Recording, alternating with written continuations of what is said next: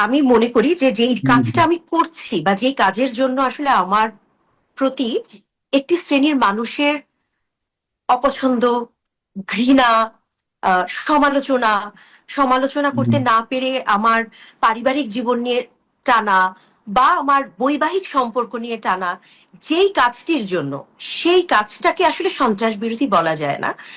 যেই আহ, বাক স্বাধীনতা বা আমার যা বলবার সেটি বলবার স্বাধীনতা, সেটা নিয়েই আমি শুনেছিলাম আন্দোলনটা নাকি হয়েছে। তো আমি আসলে আমার কথাটুকু বলতে চেয়েছিলাম এবং আমি এখনো আমার কথাটুকু বলবার চেষ্টা করি।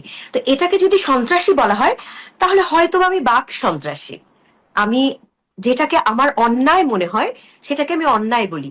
সেটাকে যদি সন্ত্রাসী বলতে চায় কেউ, তাহলে হতে পারে আমি অন্যায়ের বিরুদ্ধে বাক সন্ত্রাসী। আপনি কিন্তু প্রতিবাদটা জানিয়ে গেছেন সামাজিক যোগাযোগ মাধ্যমে, আপনি কিন্তু দমে যাননি, এটি আমরা দেখেছি। এই সাহসটা আবার কেন, কিভাবে হলো? দেখুন, যখন একটা দেশের একদম অস্তিত্বের সংকট হয়ে যায়, তখন এটুকুন সাহস দেখাতে হয়। আমি তো যুদ্ধ করতে পারছি না, আমি যদি পারতাম আমি যুদ্ধ করতাম, রাস্তায় নেমে প্রতিবাদ করতাম। আমার হাতে যেই অস্ত্র আছে আমি আমার সেই অস্ত্রের ব্যবহার করেছি। আমার কাছে মনে হচ্ছে যে আমাদের দেশের অস্তিত্বের সংকট, আমাদের দেশের মুক্তিযোদ্ধাদের প্রতি যেই ব্যবহার আমরা দেখেছি, আমি আমি সেটা এখনো ভাবতে পারি না। আমি এটা এটা ভাবতে গেলেই আমার মানে এই কষ্টটা কোনো কিছুর সাথে তুলনা করা যায় না। যে মুক্তিযোদ্ধাদের উপর যেই ধরনের অন্যায় হয়েছে, তাদেরকে জুতার মালা পরানো হয়েছে এবং মুক্তিযোদ্ধা পরিচয়টাই একটা নেগেটিভ পরিচয় একটা সময় দেখা হয়েছে, যেই অত্যাচারটা করা হয়েছে এই অস্তিত্বের সংকটের সময় এসে, আমি তো মনে করি যে আমার যদি এর চেয়ে বেশি কিছু করবার আসলে থাকতো, মানে ক্ষমতা থাকতো, আমি সেটাই করবার চেষ্টা করতাম। আমি আমার যেটুকুন অস্ত্র আছে, আমি আমার সেইটুকুন প্রতিবাদ আমি জানিয়ে যাবার চেষ্টা করেছি। এবং আহ ভয়ের কথা যদি বলেন, আদালতের ভয় বা জেলখানার ভয়টা অবশ্যই আমাকে কেউ দেখাতে পারেনি। এবং আমি যদি যদি দেশের পক্ষে কথা বলা বা অন্যায়ের বিরুদ্ধে কথা বলার জন্য যদি মনে হয় যে তাহলে মামলার সম্মুখীন হতে হবে বা জেলে যেতে হবে, অন্যায়ের বিরুদ্ধে কথা বলে যদি জেলে যেতে হয়, আমি সেটাতে কোনো আপত্তি করি না। আমি অন্যায়ের বিরুদ্ধে কথা, এটা আমি বলে যাব।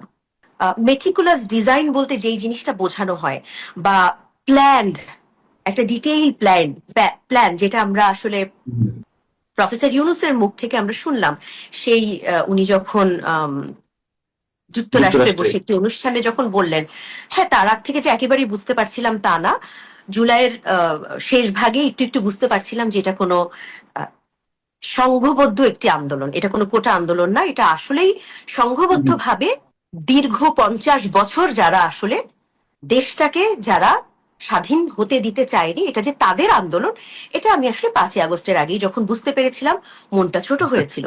কিন্তু তারপরও একটা মানুষ কিন্তু একটু হলেও স্বপ্ন দেখে যে ডক্টর ইউনুস বা প্রফেসর ইউনুস আসলে কতটুকুন কি করতে পারেন। তো খুব আশা ছিল, এটা যেমন বলবো না, কিন্তু এতটা নিরাশা ছিল না। উনি যে এত দূর করতে নামতে পারেন এটা পারেন। আসলে আহ, মানে আসলে নামতে পারেন এটা বলতেও আমার না এখন আর অস্বস্তি হয় না। আমার শুরুর দিকে অস্বস্তি হতো যে উনি আচ্ছা। এতদূর নামতে পারেন, এটা আমার কল্পনার মধ্যে ছিল না। যে প্রথম প্রথম কিছু ঘটনাকে আমার হয়তো বা মনে হতো যে এটা মানুষের ক্ষোভ, কিন্তু আসলে মানুষের ক্ষোভ না, ওগুলো সমস্ত কিছু পরিকল্পিত।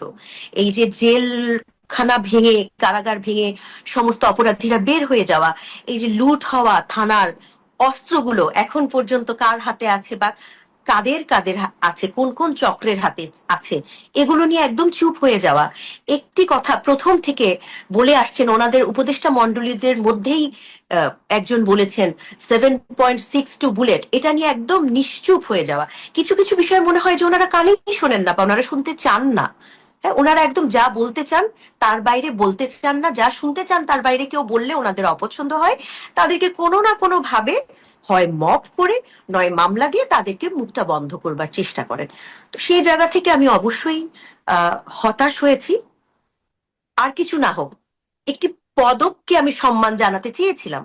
নোবেল পদক তো হুম, আসলে আমাদের বাংলাদেশিদের কাছে আমরা ভাবি বা ভাবার চেষ্টা করি, আমাদের কাছে তো একটা আসলেই স্বপ্নের কিছু।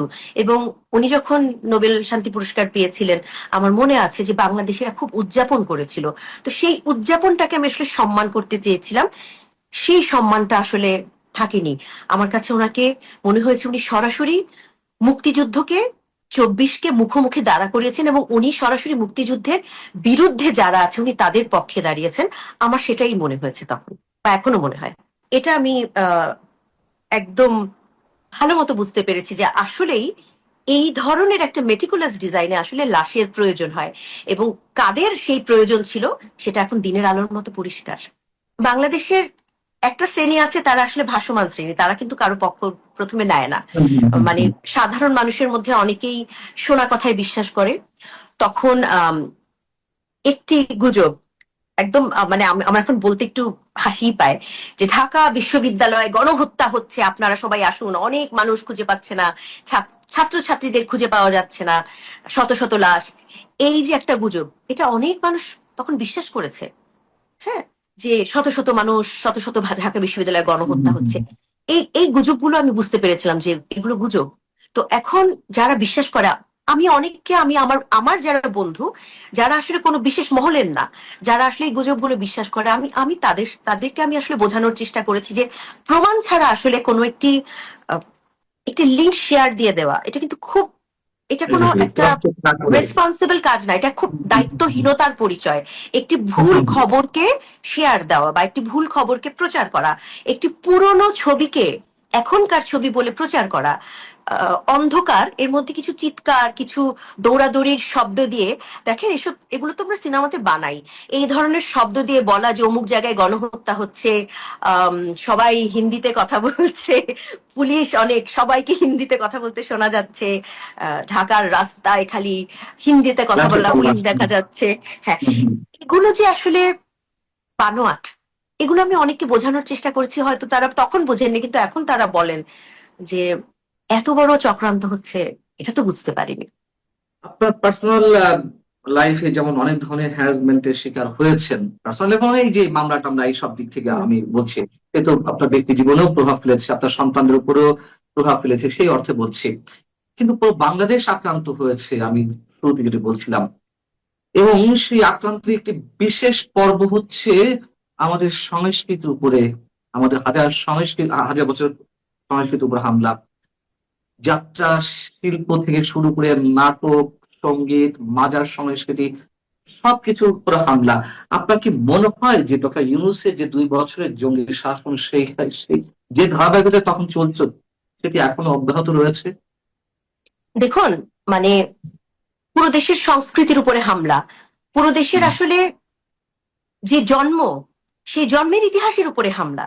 তো আসলে একটা দেশের জন্মের ইতিহাসের চেয়ে বড় তো আর কিছু হতে পারে না।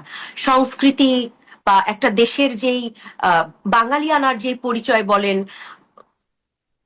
নারীদের উপরে যেভাবে অত্যাচার, মানে অত্যাচার বলবো না, যেরকম ভাবে তাদের উপরে আম, আক্রমণ হয়েছে, সেই আক্রমণ, এগুলো তো অনেক পরে। তো আমার সবচেয়ে যে জায়গাটা খারাপ লেগেছে যে একটি দেশের জন্ম ইতিহাসের উপর প্রথম আক্রমণ হয়েছে।